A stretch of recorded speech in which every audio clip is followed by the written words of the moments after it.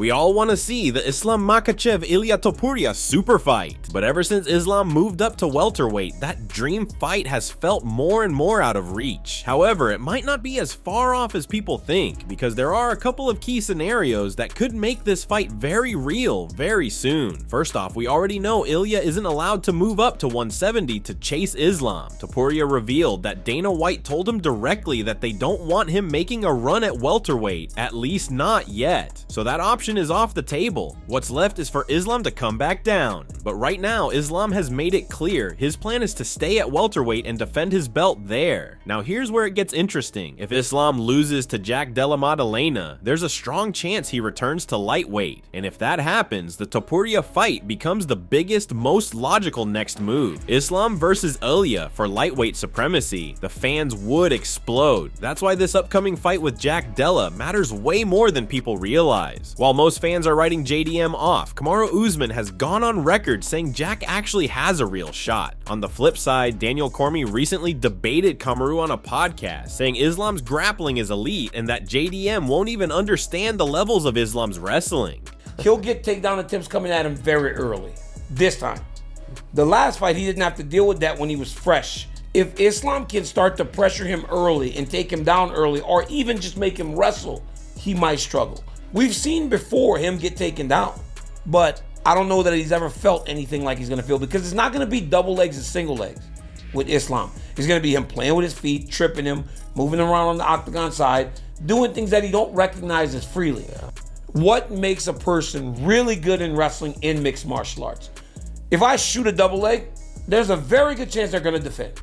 But if I shoot a single, boom, put you to the fence, now grab a single, then I will pull you off the fence, and then I run you back to the fence with a double. Now the guys start reaching and grabbing stuff, then they start doing that weird stuff like coming over your head, almost giving their back. They start doing weird stuff because they don't understand wrestling in that second level, in the third level. They keep doing all those things to give them way too much information.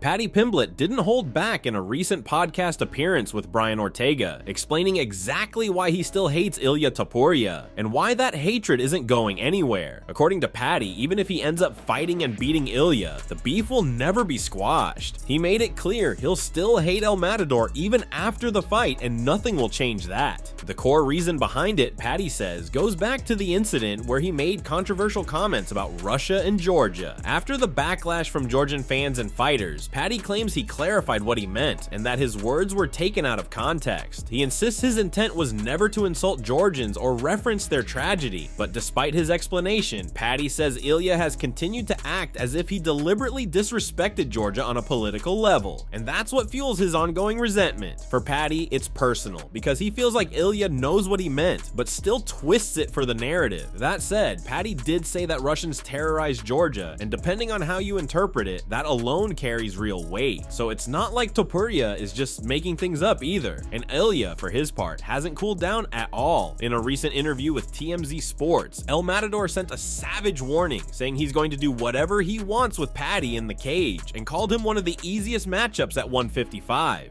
What is going on with Paddy? With Paddy, all the fans around the world, I think that they want to see that fight. And at the same time, I have to be honest, I think it's one of the easiest fights that I could have in the lightweight division. I don't know, I can do with him whatever I want to do in reality. It's very excited fight for the fans. Yeah. Where I'm gonna enjoy a lot the whole process, and at the same time, it's a fight where I'm gonna be able to shine once again. How would you win? When would you win?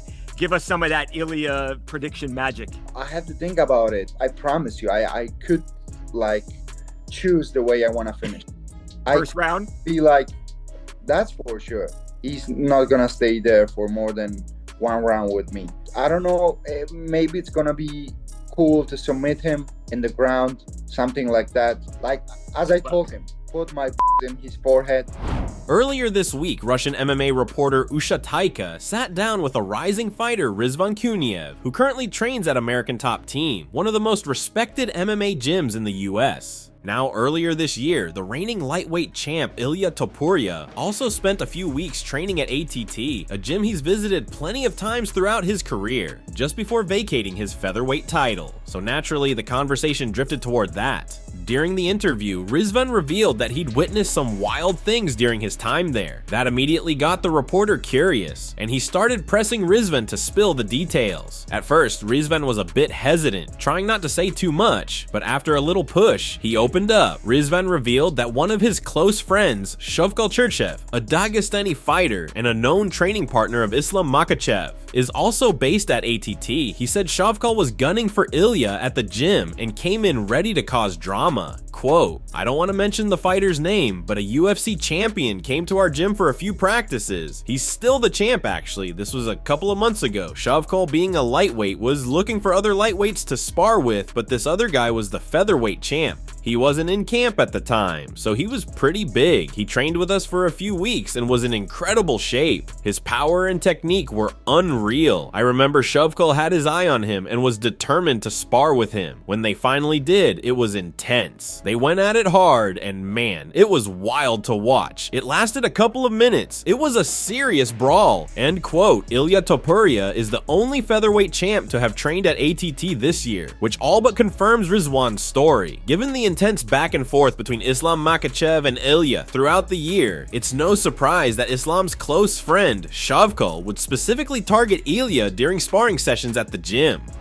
Khamzat Chimaev has been on a tear, but TJ Dillashaw is throwing some serious shade on his UFC 319 prep. On a recent episode of the Jackson podcast, TJ broke down what Khamzat really needs to do to beat Du Plessis. While many are backing Khamzat to walk out of Chicago with the belt after his dominant winning streak, Dillashaw isn't so sure it'll be that easy. TJ says Khamzat has to break in camp, not physically breaking down, but pushing his limits so hard that his cardio and mental toughness hit a new level. He explained that fighting at the edge, when your heart rate is in the red zone, lactic acid builds up and your body screams to stop. That's the kind of conditioning Khamzat has to master. If he doesn't train that way, Dillashaw warns that Du Plessis will gas him out in the later rounds and take over. Basically, if Khamzat wants to finish DDP, he's got to go beyond just grinding. It's about bringing in training partners who can break him in practice, pushing him into that brutal red zone over and over until his body and mind are ready for the war ahead. Dillashaw's message is clear. If Khamzat's camp isn't intense enough, this fight could slip right through his fingers.